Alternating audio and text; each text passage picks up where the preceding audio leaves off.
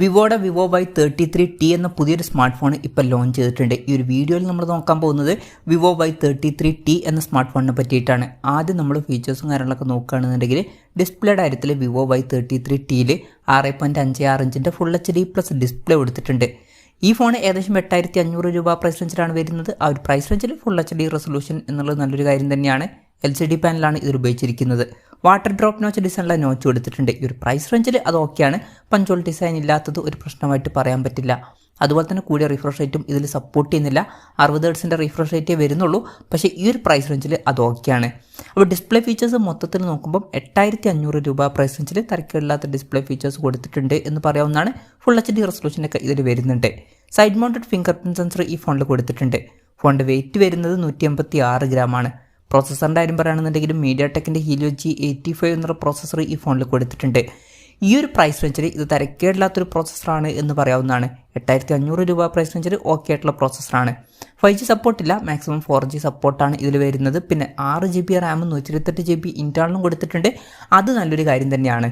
Virtual Ram എന്നുള്ള ഫീച്ചറും ഇതിൽ വരുന്നുണ്ട്. അതായത് എക്സ്ട്രാ റാം വേണ്ട സമയത്ത് ഇൻറ്റേർണൽ മെമ്മറിയിൽ നിന്ന് കുറച്ച് മെമ്മറി എടുത്തിട്ട് അത് റാമായിട്ട് യൂസ് ചെയ്യും. അങ്ങനെ 6GB റാം വരെ എക്സ്ട്രാ നമുക്ക് ലഭിക്കുന്നതായിരിക്കും. 3.5mm ഓഡിയോ ജാക്ക് ഈ ഫോണിൽ കൊടുത്തിട്ടുണ്ട്. പിന്നെ സിംഗിൾ സ്പീക്കറേ വരുന്നുള്ളൂ. പക്ഷേ ഈ ഒരു പ്രൈസ് റേഞ്ചിൽ അതൊരു പ്രശ്നമല്ല. Android 13 ബേസ് ആയിട്ടുള്ള ഒറിജിൻ OS സോഫ്റ്റ്വെയർ ഈ ഫോണിൽ കൊടുത്തിട്ടുണ്ട്. ക്യാമറയുടെ കാര്യം പറയുകയാണെന്നുണ്ടെങ്കിൽ ഫോണിൻ്റെ പിന്നിൽ ഡ്യുവൽ ക്യാമറ സെറ്റപ്പാണ് കൊടുത്തിരിക്കുന്നത്. 13 മെഗാ മെയിൻ ക്യാമറ സെൻസറാണ് ഈ ഫോണിൽ വരുന്നത്. പിന്നെ 2 മെഗാ ഡെപ്ത് സെൻസറും ഈ ഫോണിൽ വരുന്നുണ്ട്. അൾട്രാ വൈഡ് ആംഗിൾ ലെൻസ് ഒന്നും ഇതിൽ കൊടുത്തിട്ടില്ല. പക്ഷേ ഈ ഒരു പ്രൈസ് റേഞ്ചിൽ അതൊരിക്കലും ഒരു പ്രശ്നമായിട്ട് പറയാൻ പറ്റില്ല. പിന്നെ ഫ്രണ്ടിൽ 8 മെഗാ സെൽഫി ക്യാമറയും കൊടുത്തിട്ടുണ്ട്. ബാറ്ററിയുടെ കാര്യത്തിൽ 5000 mAh ബാറ്ററി ഈ ഫോണിൽ വരുന്നുണ്ട്. 15 വാട്ടിൻ്റെ ഫാസ്റ്റ് ചാർജ് സപ്പോർട്ട് ചെയ്യുന്നുണ്ട്. ഈ ഒരു പ്രൈസ് റേഞ്ചിൽ നല്ലൊരു കാര്യം തന്നെയാണ്. Type-C ചാർജിംഗ് പോർട്ടും ഇതിൽ കൊടുത്തിട്ടുണ്ട്. അപ്പം ഇതൊക്കെയാണ് ഫീച്ചേഴ്സിനെ പറ്റി പറയാനുള്ള കാര്യങ്ങൾ. പിന്നെ ഈ ഒരു സ്മാർട്ട് ഫോൺ ഇപ്പം ഇന്ത്യൻ മാർക്കറ്റിൽ ലോഞ്ച് ചെയ്തിട്ടില്ല. പിന്നെ പ്രത്യേകം ശ്രദ്ധിക്കേണ്ട ഒരു കാര്യം എന്താ വെച്ചാൽ ഇതേ പേരിൽ ഇന്ത്യൻ മാർക്കറ്റിൽ മുമ്പ് ഒരു സ്മാർട്ട് ഫോൺ ലോഞ്ച് ചെയ്തിട്ടുണ്ടായിരുന്നു. ആ ഒരു ഫോണും ഈ ഒരു ഫോണും ഡിഫറൻ്റ് ആയിട്ടുള്ള ഫോണുകളാണ്. ഡിഫറൻ്റ് ആയിട്ടുള്ള പ്രോസസ്സറും കാര്യങ്ങളൊക്കെയാണ് വരുന്നത്. ഈ ഒരു ഫോൺ ഇപ്പോൾ ചൈനീസ് മാർക്കറ്റിലാണ് ലോഞ്ച് ചെയ്തിട്ടുള്ളത്.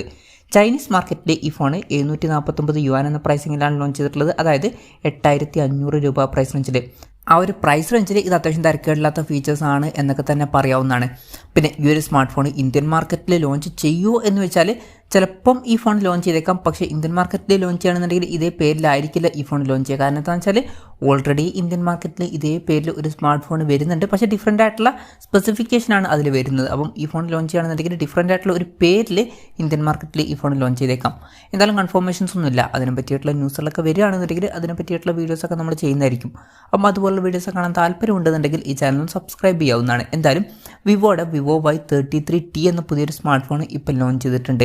ഈ ഒരു ഫോണിനെ പറ്റിയിട്ടുള്ള നിങ്ങളുടെ അഭിപ്രായം ജസ്റ്റ് ഒന്ന് കമൻറ്റ് ചെയ്യുക. അതുപോലെ തന്നെ ഇന്ത്യൻ മാർക്കറ്റിൽ ഈ ഫോൺ ലോഞ്ച് ചെയ്യുകയാണെന്നുണ്ടെങ്കിൽ നിങ്ങൾ ഏത് പ്രൈസിങ്ങിലാണ് എക്സ്പെക്റ്റ് ചെയ്യുന്നത് എന്നുള്ള കാര്യം കൂടി ജസ്റ്റ് ഒന്ന് കമൻറ്റ് ചെയ്യുക. അപ്പം എൻ്റെ ഒരു അഭിപ്രായത്തിൽ ഇന്ത്യൻ മാർക്കറ്റിൽ ലോഞ്ച് ചെയ്യുകയാണെന്നുണ്ടെങ്കിൽ വില കുറച്ചും കൂടി കൂടാൻ ചാൻസ് ഉണ്ട്. ചിലപ്പോൾ ഒരു 10,000-11,000 രൂപ പ്രൈസ് റേഞ്ചിലൊക്കെ ആയിട്ട് ഈ ഫോണിൻ്റെ വില എത്തിയേക്കാം. കൺഫർമേഷൻസ് ഒന്നുമില്ല, ജസ്റ്റ് നമ്മുടെ ഒരു എക്സ്പെക്റ്റേഷൻ പറഞ്ഞു എന്നേ ഉള്ളൂ.